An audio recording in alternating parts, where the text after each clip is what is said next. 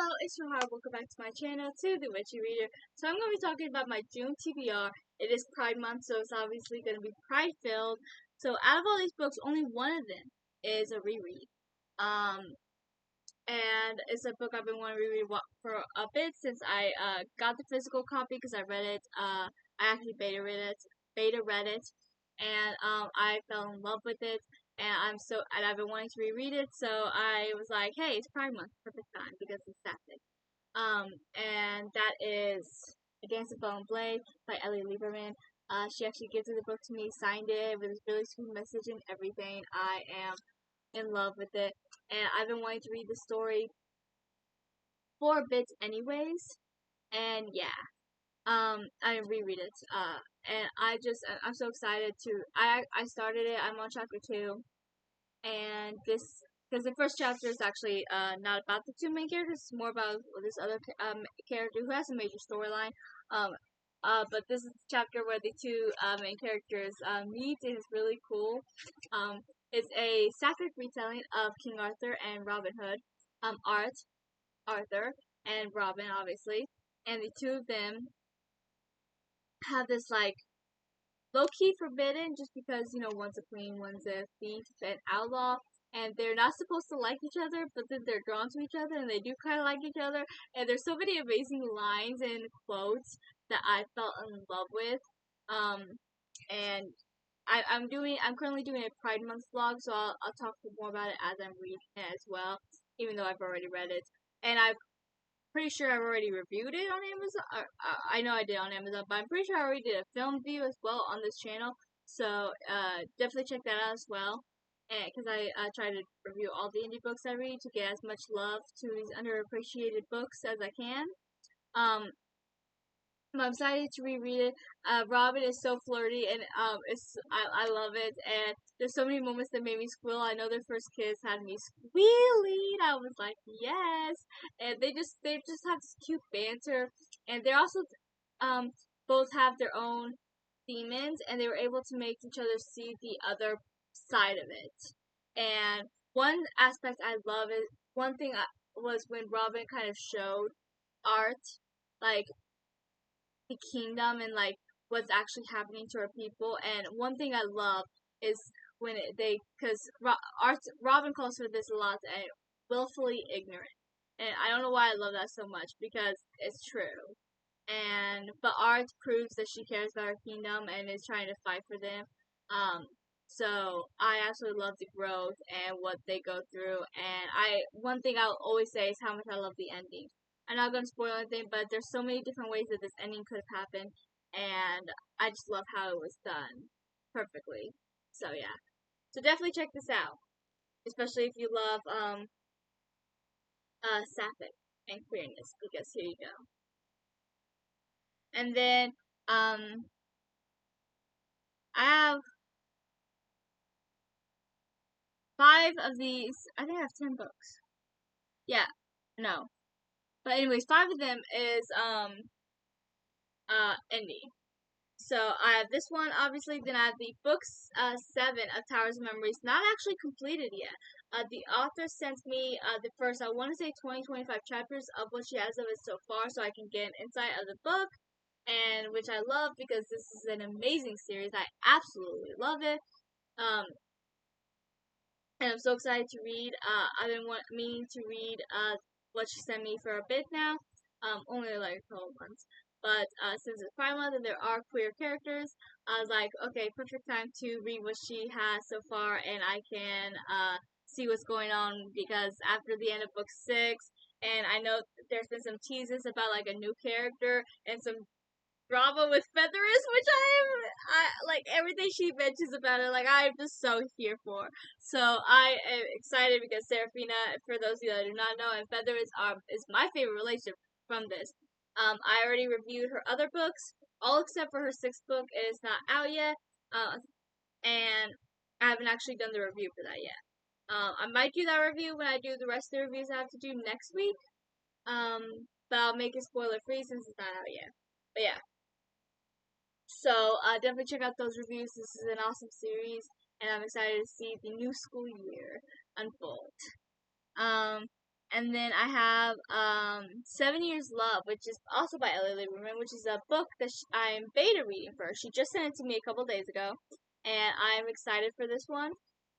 It's one that she's been teasing for a bit, and I've been waiting for. It's a pirates one. It's supposed to be sapphic, and I am so excited. It's gonna be so good. All of her books are good, so there's really no surprise there. But I've been so excited for like I think there's two books that she's been teasing that I've been really excited for, and this is one of them.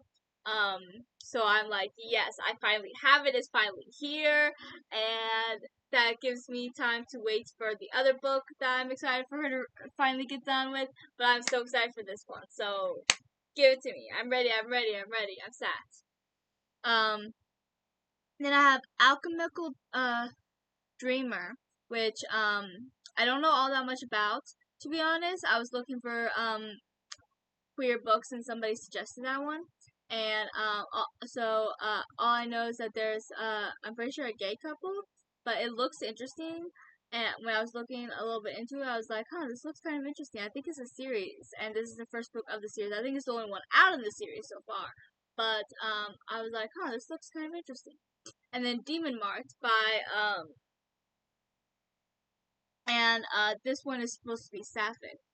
And apparently Ellie's the one that actually suggested it, and apparently it's supposed to be part of a series, but it's one of those where it's like even though it's part of a series, they're not like fully connected, I guess, and you can read them like out of order. So I'm like, okay, awesome. Sapphic book. I'm always here for the queer books, especially on Pride Month. So I'm excited for this one as well. And then Cemetery Boys is one that's been on my TBR for a while. Um, this guy, I think he's trans. I might be wrong, so correct me if I am. But he ended up summoning a ghost, and I guess there's sort of some romance between them. That's really all I know about the book. But I'm like, okay, I'm sold. Why not? And then um, Before We Disappear, which is kind of a star-crossed love, and basically Jack, I guess, is the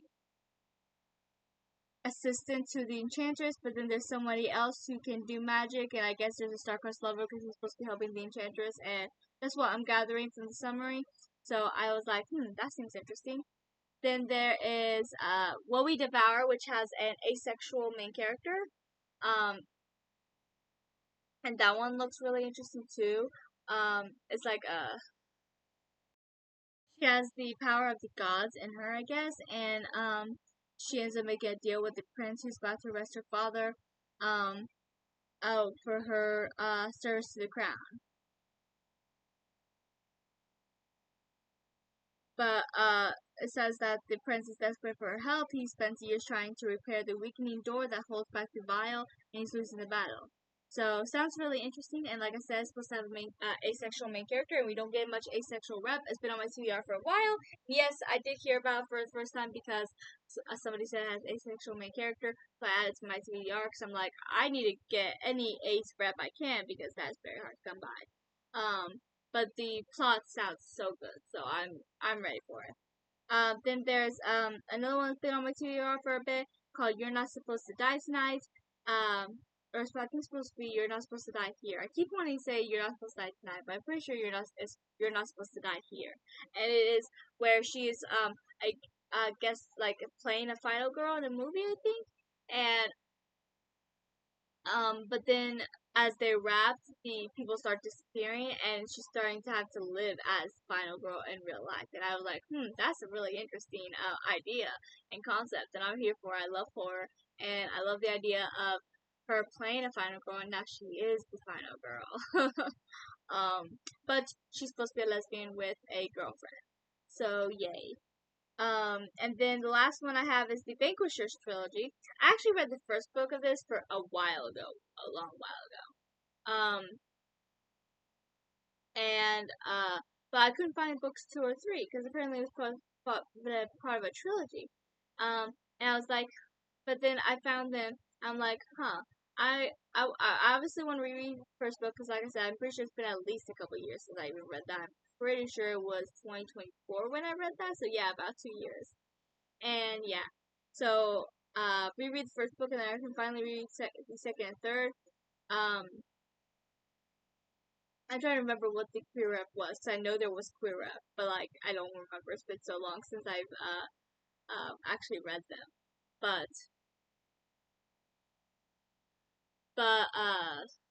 pretty sure like one of the main characters has like gay parents, and I'm pretty sure there's some queerness within the main friend group as well. But I don't remember. It's been so long.